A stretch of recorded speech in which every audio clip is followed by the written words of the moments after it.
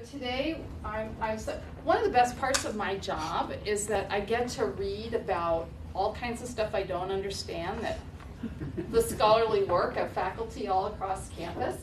And I've been reading Bob's stuff for many years now, and I'm very excited and curious to see what he has to say today, and I'm just going to let him take it away.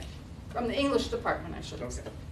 All right, I don't have much of a slideshow, just 2 slides, an open gathering slide and this one. So this you can look at along with the posters while I share my presentation with you. And then at the end, I'm going to be playing a song for you.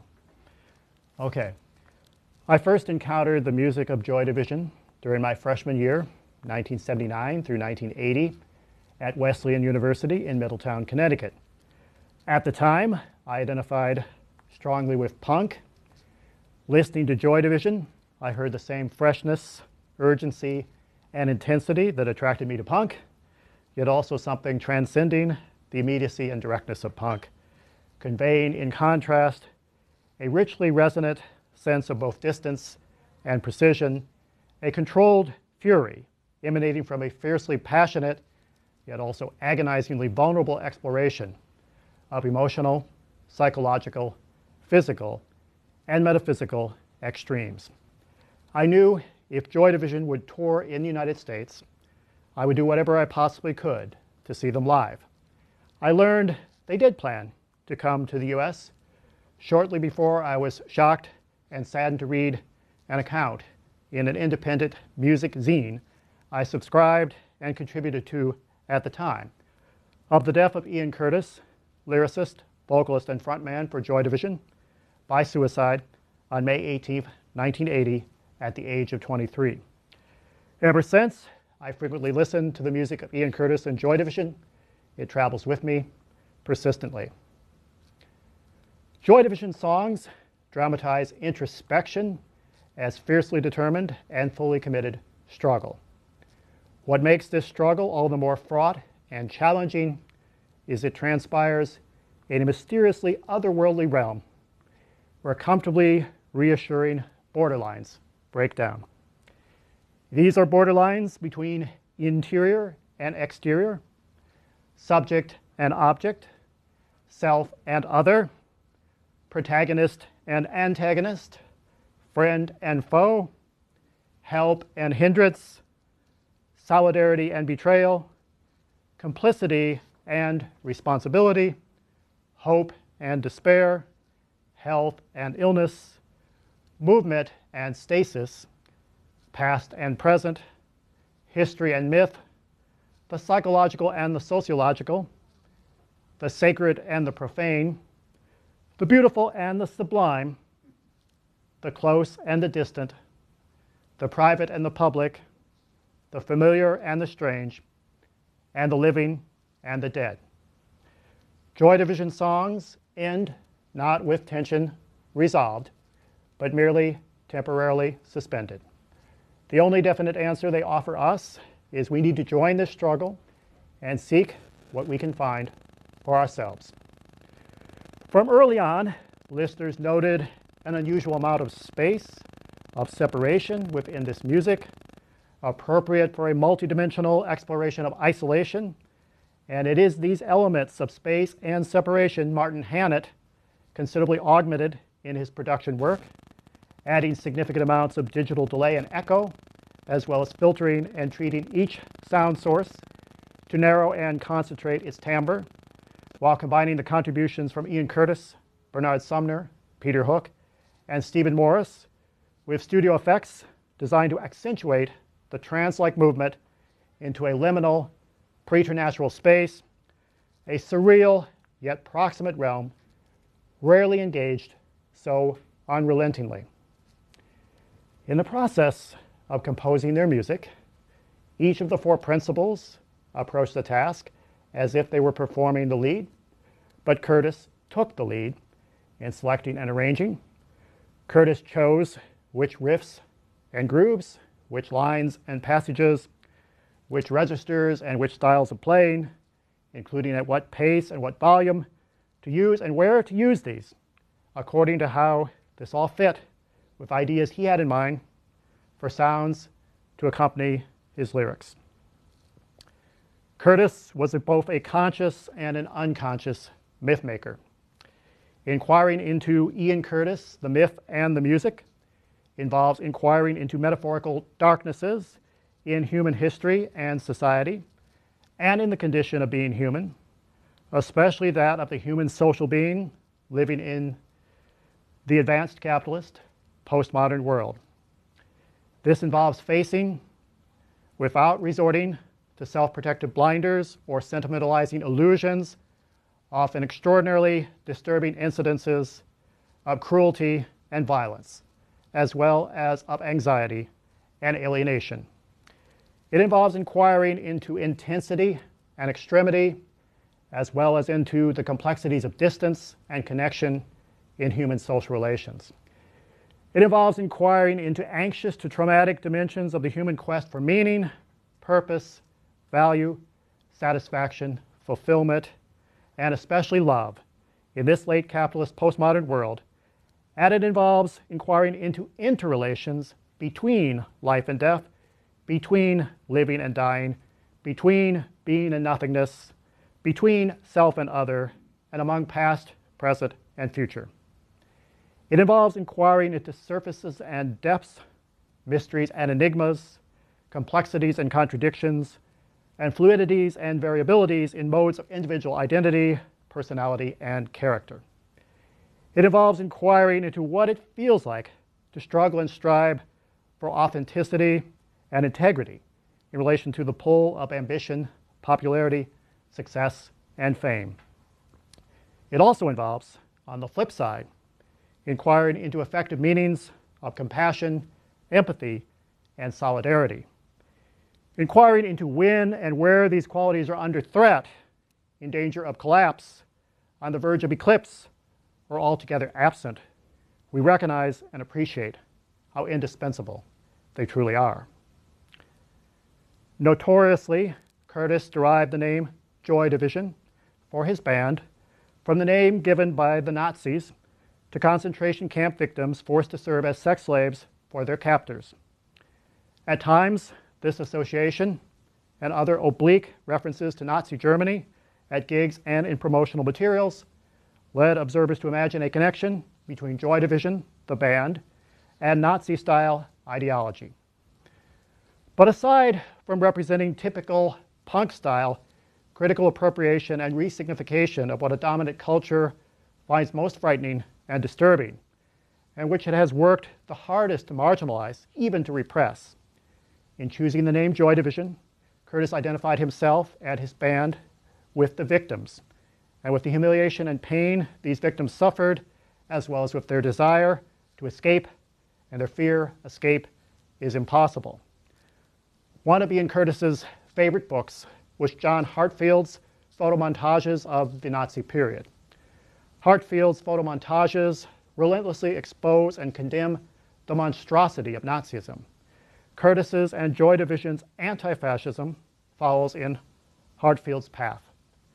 The back jacket of my copy cites German novelist Oskar Maria Graf, who comments concerning Hartfield's photomontages, "He has disturbed the sleep of the world more than anyone else in our time."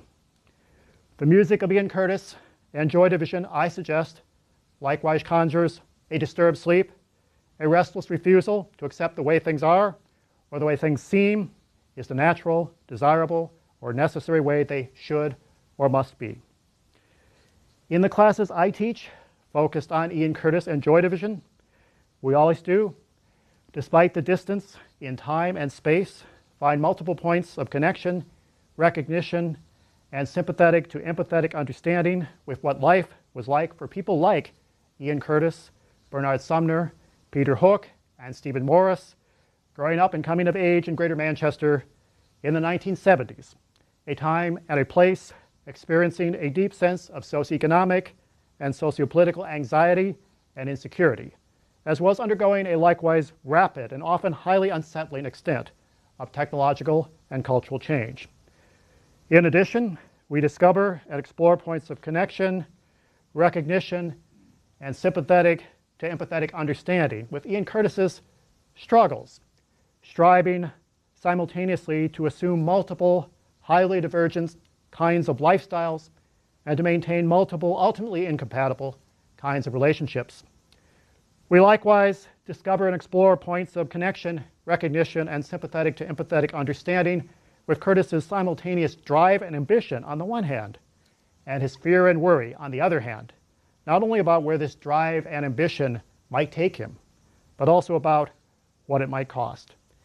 And we discover and explore points of connection, recognition, and sympathetic to empathetic understanding in relation to Curtis's increasingly fraught struggles with epilepsy and depression, or with how difficult it was for his fellow band members and other friends to know how best to respond.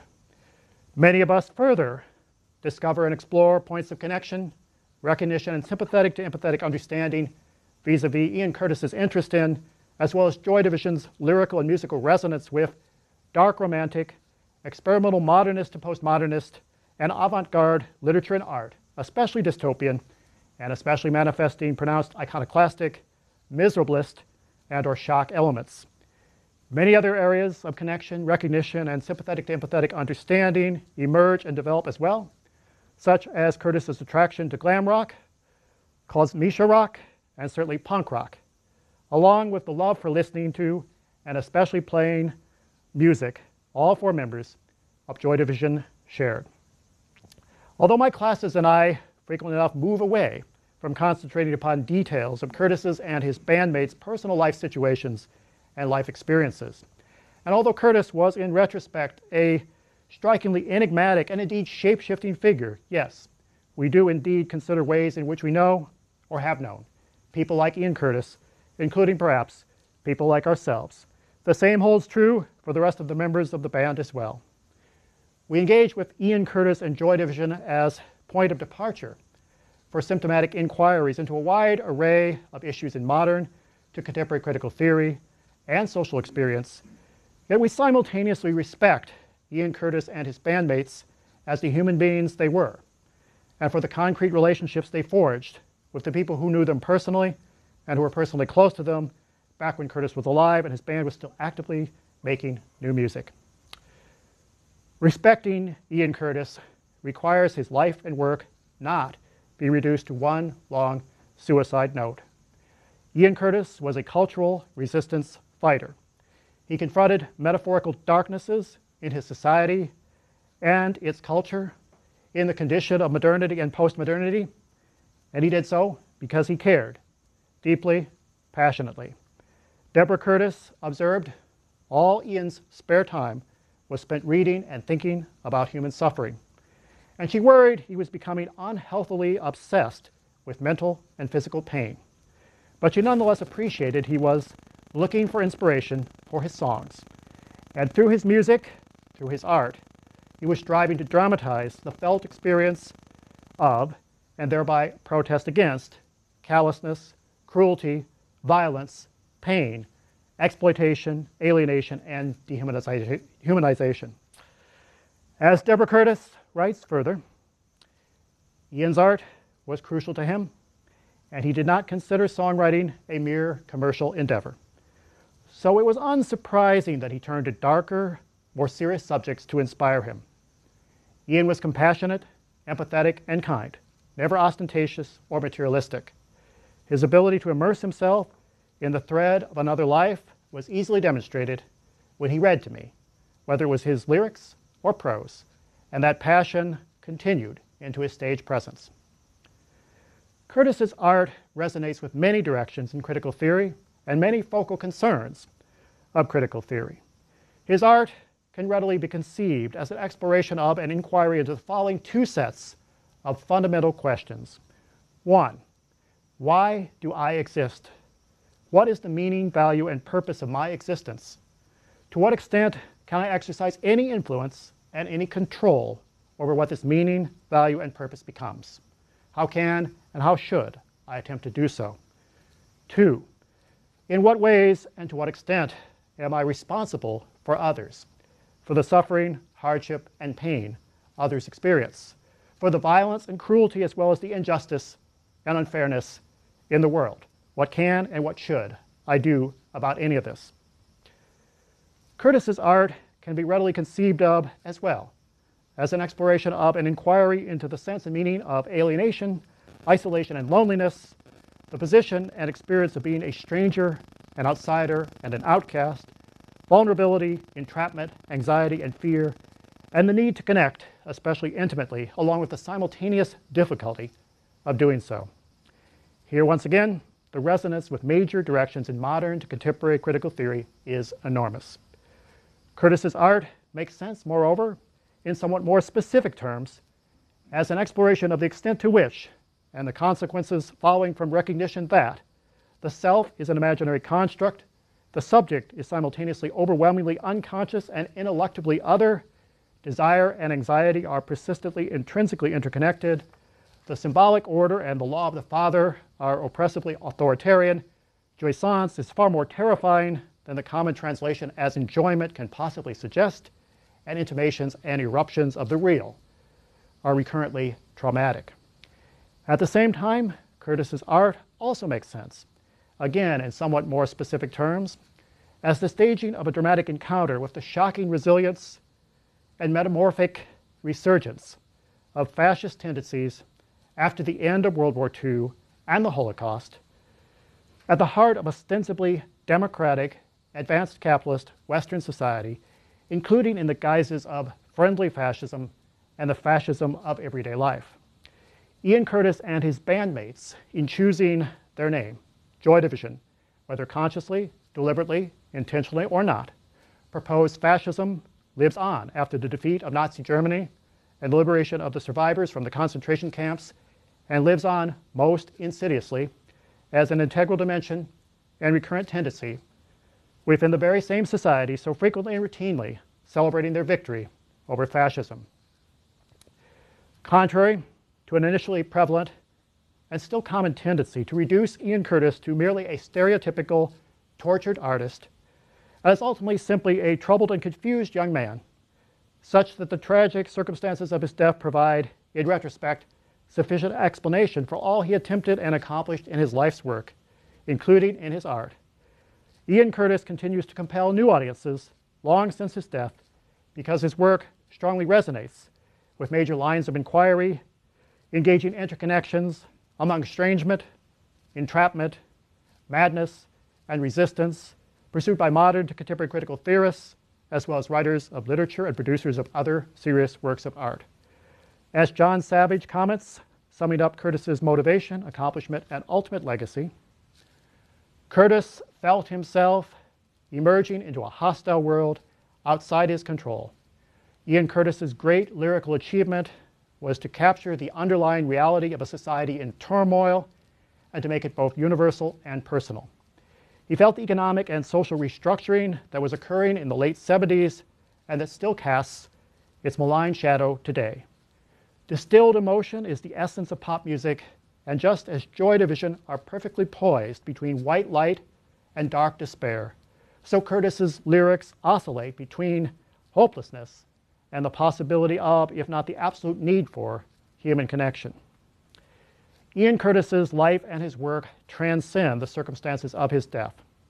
Even when moving toward elegy, lament, exhaustion, confusion, and resignation, the lyrics and the music propose the need to continue, to endure, and to persist, and to do so even when this seems altogether impossible. Curtis's art is not simply a prolonged suicide note. Curtis was not destined to die young. His suicide was not inevitable. He had family, he had friends, he had a community, and so he had support. Yet he needed more, even much more.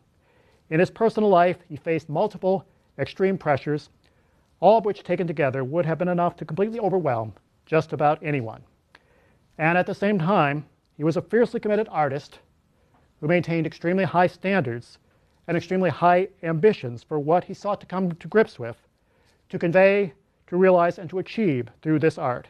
An art requiring him to face up to and to symbolically relive the worst horrors human beings are capable of perpetrating against each other. That is a noble cause, one we must carry on, but it needs to be a genuinely collective one. Curtis ended up a victim of the very society he was protesting against, a society that forces us all too often to resist its injustices in whatever ways we can, but at the same time to need to do so individually, isolated and alone, even when ostensibly surrounded by many other people. A society all too often complacent about, distracted from, numbed by, or otherwise indifferent to human suffering, including the suffering of those who are yet further suffering on account of their extraordinary extent of empathetic identification with and solidaristic support for the suffering of others. Besides now teaching 4, soon 5, classes connecting Ian Curtis and Joy Division with critical theory, I am proceeding slowly, perhaps surely, towards writing a perspective book, tentatively titled Ian Curtis, The Myth and the Music, Critical Theoretical Perspectives. In this book, I propose to stage a series of 4 successive encounters between, on the one hand, Ian Curtis' life and work as cultural phenomenon, and on the other hand, Michel Foucault's History of Madness, Jean-Paul Sartre's Being and Nothingness, Jacques Lacan's On Anxiety, and Karl Marx's The Grundrisse.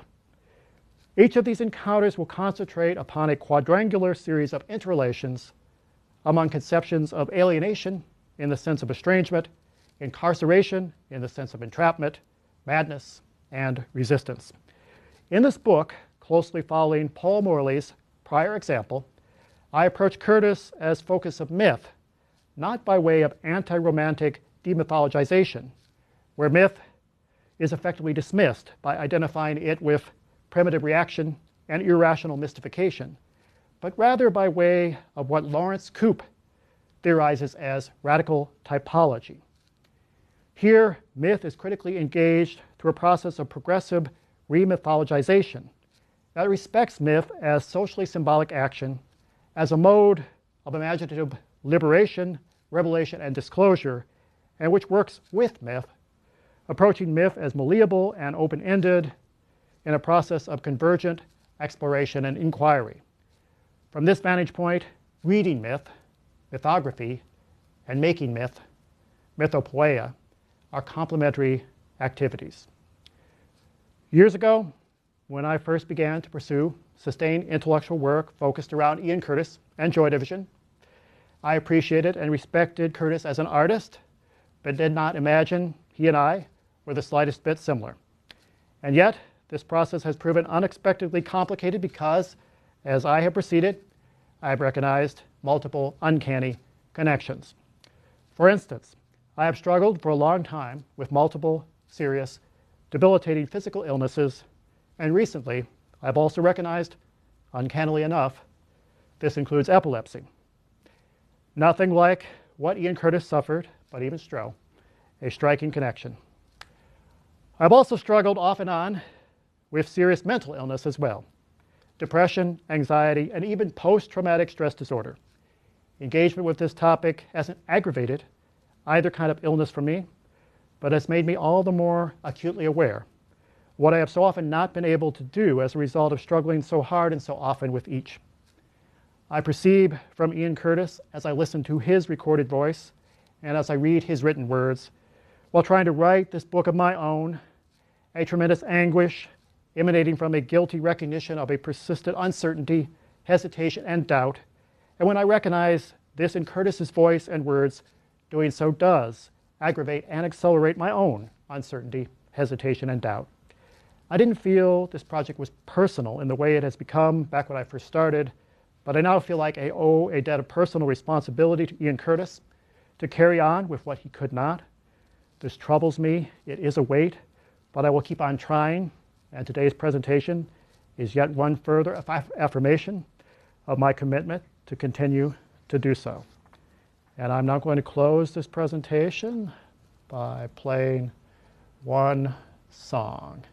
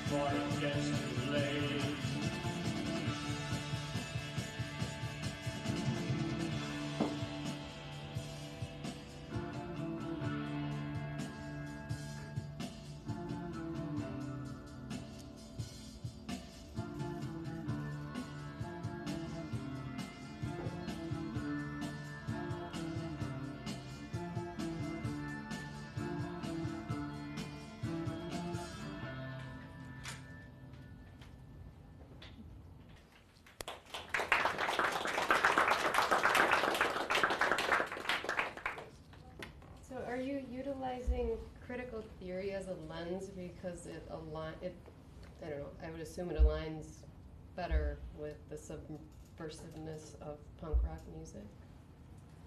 I'm actually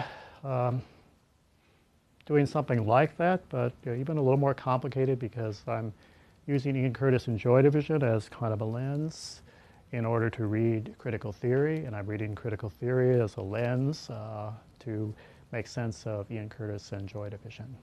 So we're working back and forth.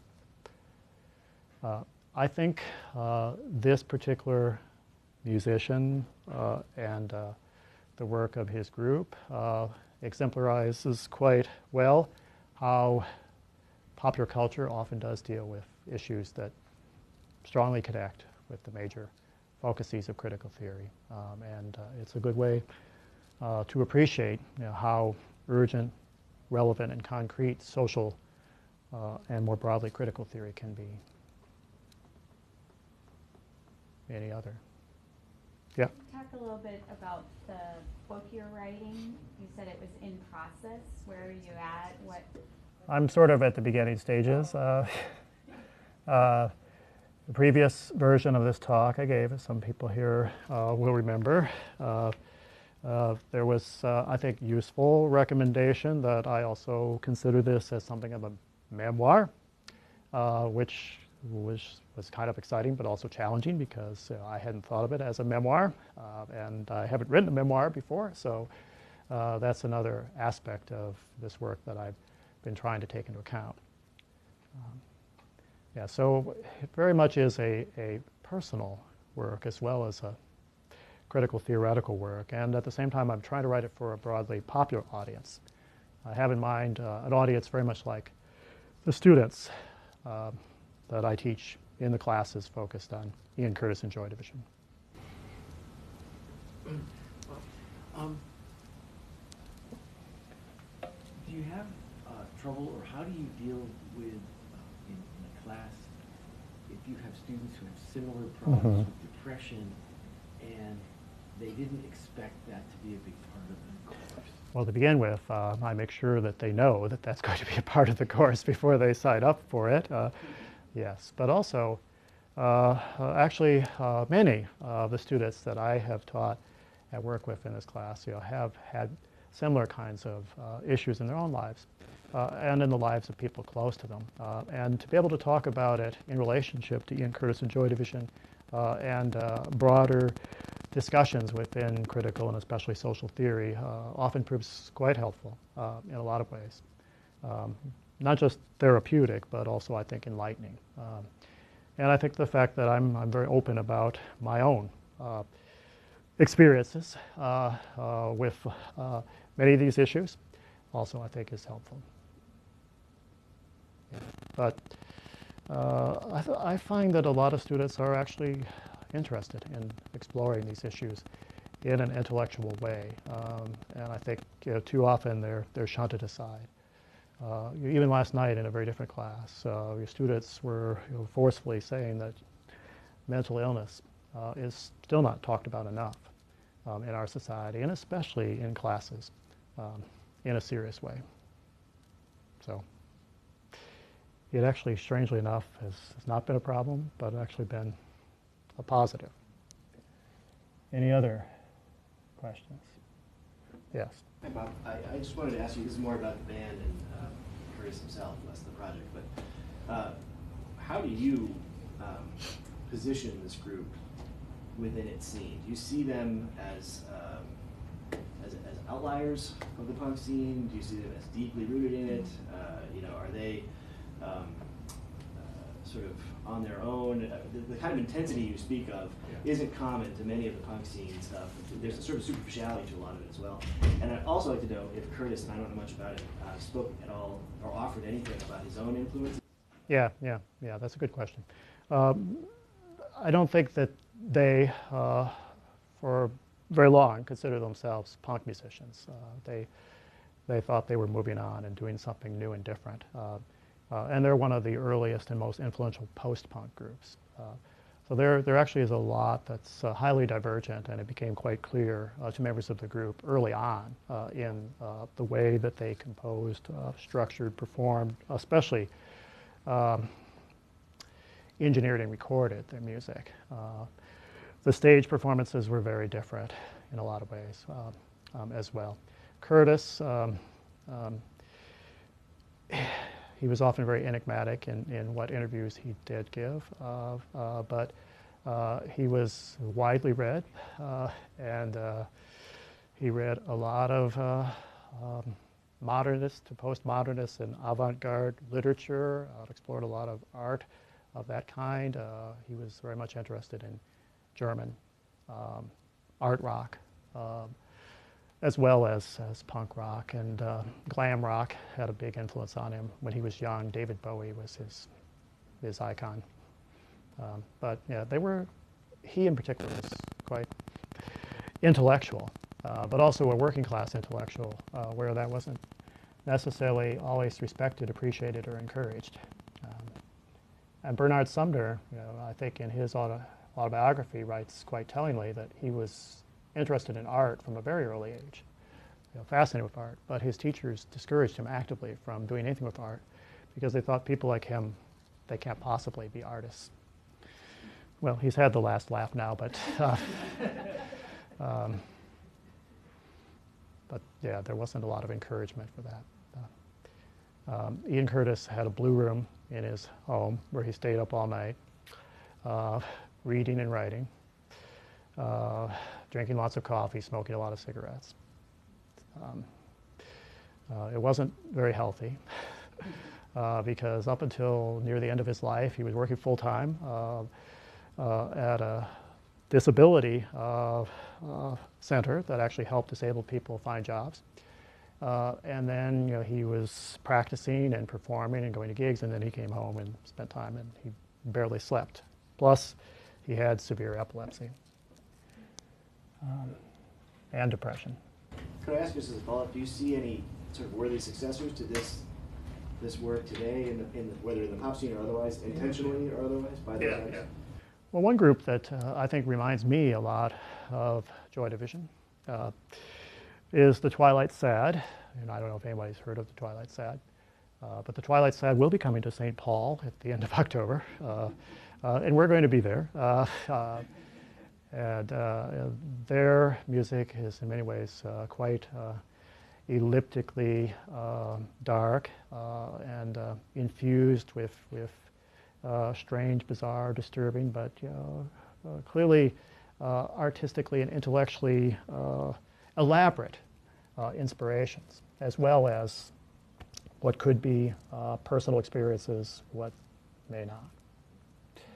Yeah, but there's just an enormous host of bands who've actually cited Joy Division, and Ian Curtis in particular, as influences. And you know, before I came over here today, Teresa Kemp, my colleague, said, oh, there's just more and more people all the time who are becoming fans of Joy Division. Young people constantly showing up as fans of Joy Division, and they're certainly not hearing this on Z100, so I don't know where they're getting it. But I think that's something that I do write about as well, and we talk about, is that, you know, their music was not topically focused, and it's had a lasting quality where it's become even much more popular over time. It's interesting to bring it up. I'm sorry to That's okay. monopolize this discussion, but when I teach punk music, and one of the trends I've noticed historically is that there's sort of a punk element that runs underground through much pop music, starting with Elvis and sort of that rebellious quality, and then we see the punks happen after the sort of studio era and sort of poking a hole in Pink Floyd and all of that sort of thing, and then that's 20 years distance, and another 20 years we see groups like Green Day. It seems like it's always around and sort of pokes its head up and then influence goes away. We are due, if that formula is right, we are due for another punk heavily influenced style. I'm wondering if groups like the one you mentioned we might see as part of that. Yeah. Well, I myself, more than others, see a sharper distinction between post-punk and punk. There's a lot of different kinds of post-punk styles, and early on in these classes, I spent like a whole class period talking about the difference between post-punk and punk. So I can't really do it now. But there's one other thing I thought I would mention in relationship to some of these questions. In Manchester in 2017, at the every 2 years Manchester International Festival, which is just a fantastic event, and I've had the great good fortune of attending all but one of them. This last one, had a major exhibition called True Faith, which focused on the art of and art inspired by Joy Division and New Order, and it's overwhelming how much art has been inspired by Joy Division and New Order. And the whole sense there, and there were lots of other events throughout the festival that related to Joy Division and Ian Curtis in particular. The sense is, within Manchester at least, that this is high art. It's really quite impressive for working class lads from Salford and Macclesfield. And so I tell people in a lot of ways, the suicide may make it seem like it's simply a tragic story. But in a lot of ways, it's a great success story. And there's a very famous movie called Joy Division, the film, which we show, that suggested Joy Division paved the way for the Renaissance and the rebirth of Manchester into the great center of cultural innovation and experimentation that it has become today. It was going through a very difficult transition in the 70s. So oddly enough, that movie suggested, I suggested. It also can be seen as a success story. And I do also say that ultimately, I don't find the music of Joy Division depressing, as much as that might seem like an obvious response. Any other questions? Yes. So it sounds like you're venturing into what's new territory for your scholarship in having a more personal component to it. Do you look forward to that with trepidation or anxiety or? Yes, yes. Well, yeah, it's the very first time I presented something like this was actually at a service with the Unitarian Universalist congregation here in Eau Claire, and I indicated that I feel like responsibility to carry this on, and I thought look what I'm committing myself to carrying on, confronting all the darkest corners of a sense that I didn't even know. So it is difficult because a lot of times I am actually looking into connections between dark experiences that I've had personally and others more broadly, socially and historically substantial. But I, at the same time, think it's exciting. And there's increasing amount of work in popular music that actually is mixing the critical theoretical with the personal. There is this book here that's called Joy Devotion, The Importance of Ian Curtis in Fan Culture. And it's written by was edited by Jennifer Otter Bickerdijk, who's got her PhD and teaches in Canada. And she did her PhD dissertation on, it was a PhD dissertation in urban anthropology. She regularly visited Ian Curtis's gravesite and collected material that had been left there and talked with people who came to visit over the course of 2 years. And that's something that she was quite fascinated in, and she recounts that it has a lot to do with the personal connection that she felt with Joy Division and Ian Curtis from early on. And then there are all kinds of other people in this book of similar kind of stature who are doing the same kind of work. They're moving back and forth between the personal and trying to make sense of this in broader terms. Let's thank Bob. Okay, thank you. You're welcome.